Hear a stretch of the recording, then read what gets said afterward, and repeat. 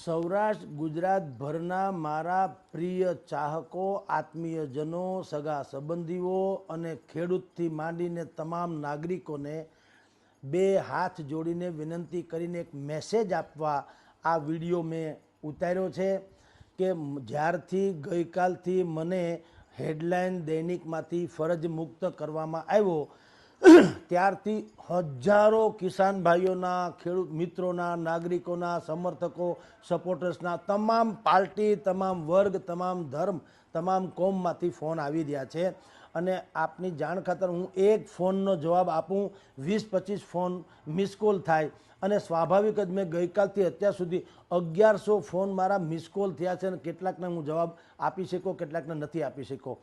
એટલે આ વિડીયોના માધ્યમથી હું આપ સર્વે મારા જે ચાહકો છે, સત્યના ચાહકો છે, લડવા માટે થઈને તૈયાર હોય એવા લોકો છે, બધાને હું કહું છું, આપણો કોઈ છુપો એજન્ડા નથી. હું આપના ફોન રિસીવ ન કરું તો રખે એવું ન માનશો કે યા તો હું ભયંકર મુસીબતમાં છું અથવા તો હું હવે તમારા ફોન લઈ શકતો નથી કારણ કે મને ક્યાંક ઈગો હમ છે. મૂળ વાત એટલી છે કે એટલો ધસારો છે, ફોનથી માંડીને મેસેજીસ લોકોનો મળવાય આવે છે ને બધુંય.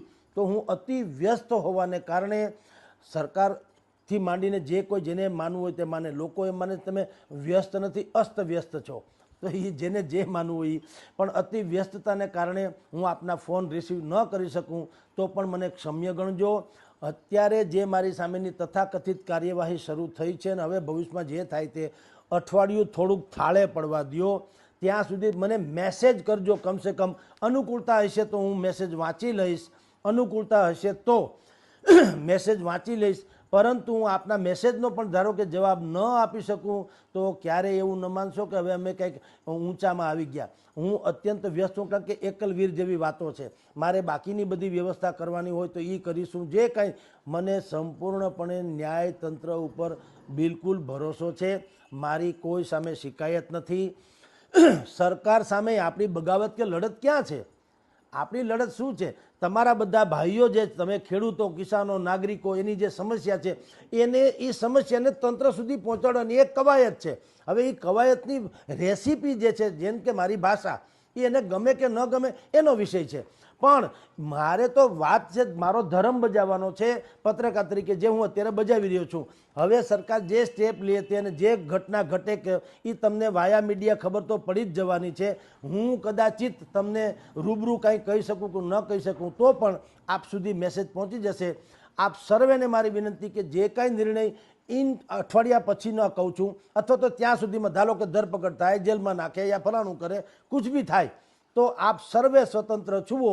હું તમારા દુઆ ઈચ્છું છું, બીજું કશું જ ઈચ્છતો નથી. આપણે દંગા પ્રેમી નથી, દુઆ પ્રેમી છીએ. આપની ચાહના, આપની મોહબ્બત, આપની જે માન અકરામ મને આપો છો એ ઘણું છે. જેટલો સમય જે કાંઈ સહન કરવું પડે એ કર્યા પછી પણ જ્યારે છૂટીશું, માઇક બંધ કરવાથી મોઢું બંધ ન થાય. હું કિસાનો માટે કે નાગરિકો માટે આ મીડિયા ક્ષેત્રમાં છું એટલે એ સ્વાભાવિક અમારો ધર્મ છે. હું કોઈ ઉપકારે કરતો નથી એટલે મને એમાં જરાય ઈગો નથી. પણ જ્યારે મને મોકો મળે ત્યારે પણ હું જનતાનો અવાજ બનવાની કોશિશ કરીશ. અને આપને આમ ધ્રુવ પંક્તિ તરફ કહી દઉં કે મારે ક્યારે રાજનીતિમાં આવવાનું થતું નથી. એટલે કોઈને એવું ન માને કે હું જ્યારે જનતાની વાત કરું ત્યારે હવે હું ફલાણાભાઈ બનીને પાછો આવીશ અને હું રાજનીતિમાં આવીશ. સોરી, અમે પત્રકાર છીએ. એ એટલા માટે છીએ કે આજે હું જેની સરાહના કરતો હોઉં, સંભવ છે કાલ એ સરકારમાં આવે તો એની પણ આ મિસ્ટેક હોય, તો હું કોઈનો ખેસ પહેરી લઉં તો એ ખેસ પહેર્યા પછી એની સરાહના જ કરવી પડે, જે લોકો અમુક લોકો અત્યારે કરી રહ્યા છે. મારે કોઈનો ખેસ પહેરવો નથી.